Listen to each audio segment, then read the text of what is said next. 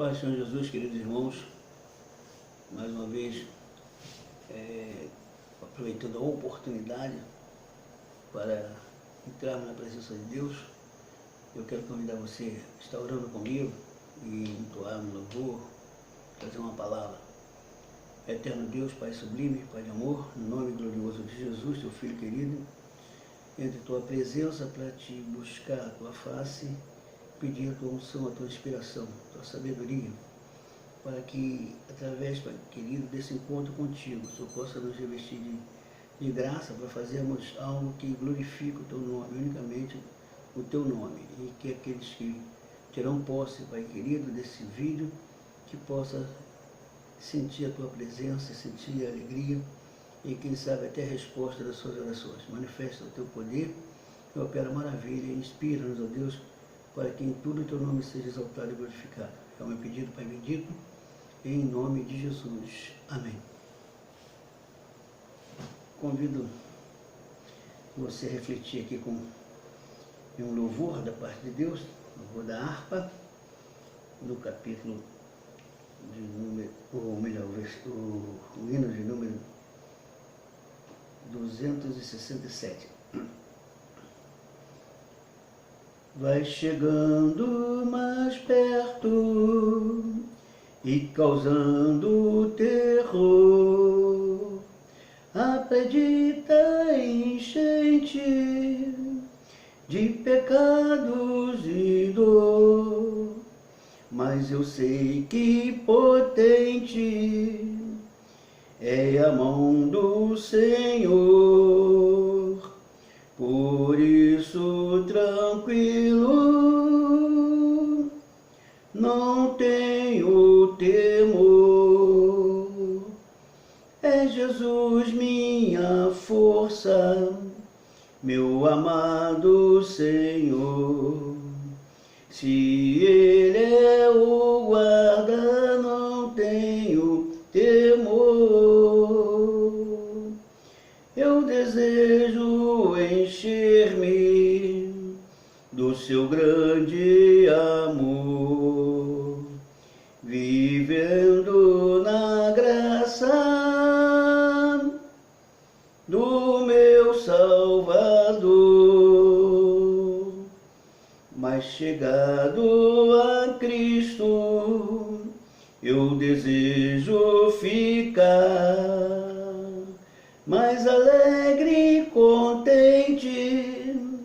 Quero sempre andar nos seus passos seguindo, para nunca errar, até que um dia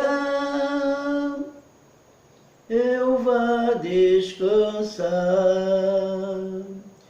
É Jesus minha força, meu amado Senhor. Se Ele é o guarda, não tenho temor. Eu desejo encher-me do seu grande amor, vivendo na graça do meu Salvador.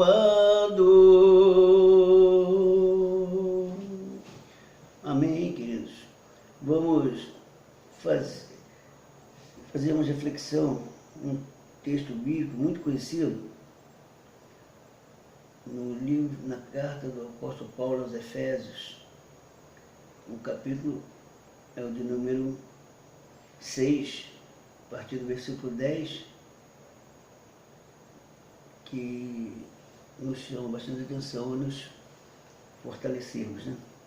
E assim a palavra: finalmente fortalecei-vos no Senhor e na força do seu poder, revesti-vos de novo de toda a armadura de Deus, para conseguirdes permanecer firme contra as armadilhas do diabo. Pois a nossa luta não é contra a carne e o sangue, mas contra os principados, contra as potestades, contra os domínios deste mundo de trevas, contra as hostes espirituais da maldade nos lugares celestiais. Por isso, tomai toda a armadura de Deus, para que consigais defender-se do dia do mal e, havendo feito tudo, ficar firme. Estais firmes, cingindo os vossos lombos com a verdade e vestidos da couraça da justiça e calçados os pés com a preparação do Evangelho da paz, tomando também o escudo da fé, com o qual podeis apagar os dardos inflamados do maligno. Tomai o capacete da salvação e a espada do Espírito, que é a palavra de Deus. E aí ele termina pedindo, eu termino aqui pedindo o que Paulo pediu também.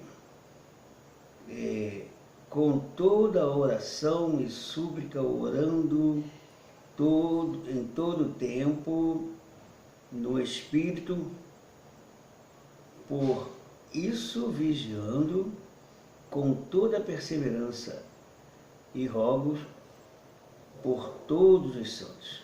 É um dever da igreja orar por todos os santos. Quem são os santos? Aqueles que dedicam a vida ao Senhor, que se dedicaram ao Senhor, se aceitam por Jesus para a salvação, ao reconhecer o plano de salvação e entregar a vida a Jesus, estão servindo ao Senhor com alegria. Então, meu querido, a gente separou aqui, a gente fez aqui algo para poder facilitar o que queremos falar, porque falar sobre a boa luta na fé, né? Lutar pela fé. Luta corporal, luta física, luta sobre os problemas seculares, problemas materiais, você não vai resolver muito. Mas a nossa luta não é contra o sangue e a carne, mas contra astúcias e potestade do diabo, que nos diz aqui a palavra. Então, em relação às guerras espirituais, nós precisamos nos revestirmos, como os soldados romanos e os soldados em todas as partes do mundo, na antiguidade, usavam as suas armas e armaduras para saírem à batalha contra os seus inimigos, e as armas e o saber manuseá-la dava a eles a capacidade de serem vencedores, e se não soubessem, e se tivesse uma arma mais fraca, sempre saíam perdedores. Então, uma necessidade que nós tenhamos vigilância. A arma do crente, a moral do crente, ela precisa ser, como diz aqui do versículos 10 ao 14, a moral do crente dela tem que estar, acima de tudo, ser elevada. O crente não pode ser um crente de baixa moral, um crente sem caráter, um crente que não tem palavra, não cumpre seus deveres e não obedece a ninguém. Então, o crente precisa viver diferente. Como aqui podemos dizer, deve ser firme, o crente deve ser firme. Versículo 11 a 14 diz que ele deve ser firme nos seus propósitos, para não permitir que Satanás o vença. Então o crente precisa, acima de tudo, se fortalecer no Senhor. Ele precisa ter, acima de tudo, atenção para aquilo que o seu general de comando lhe ordena fazer, para que ele não venha cair na cilada do inimigo, nas armadilhas de Satanás. Outra coisa que o crente é a armadura do crente. Qual é a armadura do crente? Paulo, ele mostra aqui, dentro de uma simbologia, mostrando que representava as armaduras do soldado romano, que elas representam para o cristão. Aí ele vai mostrar aqui, estáis firme, cingindo o vosso lombo com a verdade. Os soldados romanos tinham uma couraça que eles jogavam para cingir o lombo, para proteger, para quando fosse atingido por dardos ou mesmo espada, não penetrasse tão fácil no seu corpo. Ele disse: vestindo a couraça da justiça. A couraça da justiça, que eles botavam aquela proteção e depois jogavam uma couraça por cima para dar mais resistência para a batalha. Pelo menos quando fosse atacado, era uma arma de defesa. Ele disse também que e calçar os pés na preparação do Evangelho da Paz. Os soldados romanos calçavam aquelas botas resistentes, até que eles podiam pisar nos dardos inflamados, passar no meio dos espinhados e tudo mais, que não eram atingidos porque os pés estavam calçados. E para o crente, o nosso calçado é a preparação no Evangelho, é ter convicção. A armadura, uma da armadura espiritual é o calçado, que é proteger os nossos pés por onde andamos, para que não pisemos em campos minados e sofremos ataque, sofremos quedas, sofremos tribulações. Então, nós devemos calçar os pés na preparação do Evangelho da Paz. Tomar também o escudo da fé, também uma arma de defesa. O escudo era para se defender contra as pedradas que lançavam, contra os dardos. Então, existia guerreiro que ele tinha até o seu próprio escudeiro. Os reis tinham escudeiros que iam diante deles, para quando se houvesse alguma manifestação e alguém lançasse algo contra eles, os escudeiros iam à frente, como nós vemos hoje. Até hoje tem os escudeiros das Forças Armadas, todas as suas corporações de segurança, ela tem seus escudeiros, para quando saírem manifestações que alguém jogar alguma coisa para tentar atacar, eles usam o escudo para fazer defesa. Então, o nosso escudo, o escudo da nossa defesa é a fé. Com a fé, a gente se defende de muita ação do inimigo. Os dardos inflamados que ele manda, as pedradas, que são as calúnias, as críticas maliciosas, tudo isso nós nos defendemos por meio da fé. E a gente pode apagar esses dardos inflamados através do uso do escudo. E também tomar o capacete da salvação. O capacete já é uma armadura para proteger a cabeça, o crânio. Onde está a cabeça? Onde está o quê? Está o nosso cérebro. No cérebro é que manda o comando para o corpo. Então, ele fala de solidez, proteger. Nós temos que estarmos, não com a palavra de Deus, temos uma vida consciente da nossa fé, porque se nós não estivermos com a nossa mente guardada pelo Senhor, protegida pelo Senhor, o inimigo nos ataca e nos nossos dias, quantos inimigos têm tentado atacar com as mentiras. A gente precisa ter o capacete da salvação. E também a espada do Espírito, que é a palavra de Deus. Devemos aprendermos. Aí já é uma arma, ela pode ser de defesa, mas é uma arma de ataque, mas para atacar. Mas atacar o mal, não é atacar as pessoas físicas, é atacar o mal. Então, queridos, a gente precisa saber, a gente precisa pedir graça ao Senhor, pedir sabedoria, porque a sabedoria vem de Deus. É o Espírito Santo que é o intérprete da Bíblia que dá a capacidade a nós para poder fazermos a obra. Então a gente precisa de sabedoria, então a gente precisa do Espírito Santo. A sabedoria está com Deus. Deus é o tesouro inesgotável da sabedoria e Ele dá da sua sabedoria a quem busca, a quem pede. Então nós precisamos, todos nós precisamos de sabedoria. É diferente de cultura, é diferente de inteligência. A sabedoria é algo que nos protege, é algo que faz você, sendo temor de Deus, agir pelo temor a Deus, agir por confiança a Deus. E a palavra de Deus diz que o temor ao Senhor é o princípio da sabedoria. Então todos nós precisamos de sabedoria e começa com temor ao Senhor. Ela começa com temor ao Senhor, depois a gente vai aprendendo. Quando a gente teme ao Senhor, a gente aprende a respeitar o Senhor, a gente procura andar naquilo que Ele, no caminho que Ele traça para nós. Outra parte importante, aí o versículo 18 vem trazer, que é a vida de oração do crente. Ela deve ser persistente, o crente deve ser persistente na oração. Às vezes uma oração não foi respondida, você entrega, chuta o balde, como diz no popular, não. Persiste em orar, clamar, buscar, porque Deus vai te dar a vitória no momento preciso. Algumas orações a gente faz e a resposta vem de imediato. Algumas orações, antes de terminar o pedido, vem a vitória, como aconteceu, perdão, querido, como aconteceu com Elias, lá diante daquele desafio com os profetas de Baal.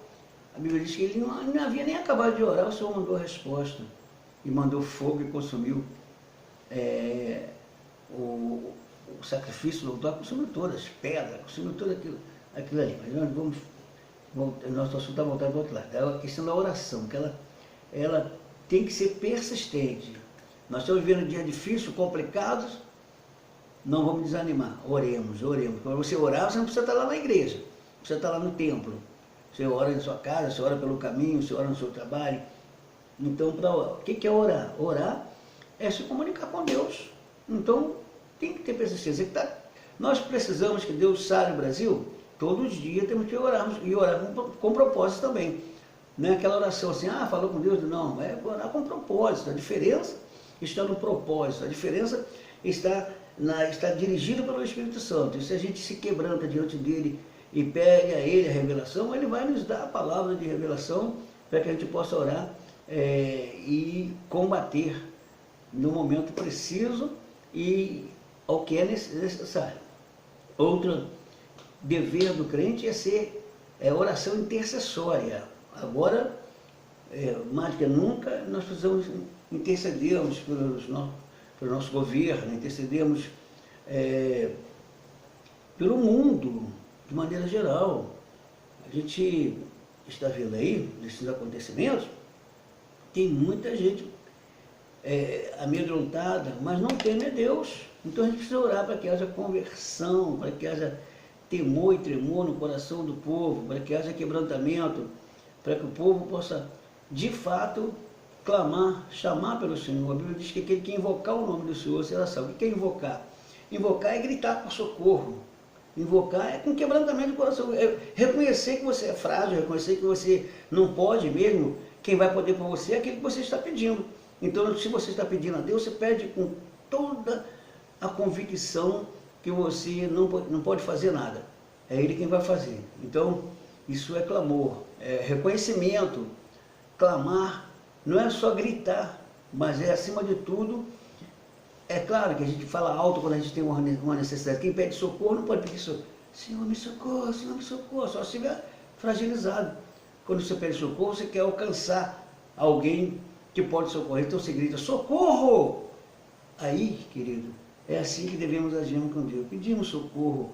A situação está difícil, mas a gente tem um Deus que nos socorre. Deus é o nosso socorro. Deus é o nosso refúgio e fortaleza, socorro bem presente na angústia. No momento difícil, no momento da angústia, que a gente precisa clamar. Querido, você clama, às vezes parece que a resposta não chegou, mas Deus já começou a trabalhar para te trazer a vitória, é só ter paciência. Por isso que precisa ser, acima de tudo, persistente. Persiste em orar. Então, se você ouviu essa palavra tocou no seu coração, não deixe de orar e agradecer a Deus por essa palavra, pela bênção na sua vida. E se você está vivendo um momento de dificuldade, um momento de aperto, de crise, saiba de que através da oração se revista do Senhor, fortalecei-vos do Senhor e na força do seu poder. Então, é aí que está a chave da nossa vitória. Nos revestimos de toda a armadura de Deus, toda a armadura, sabe? Dentre elas está que os pés calçados na preparação do Evangelho, ter o capacete da justiça, isso é com a cabeça, com consciência, sabe, querido?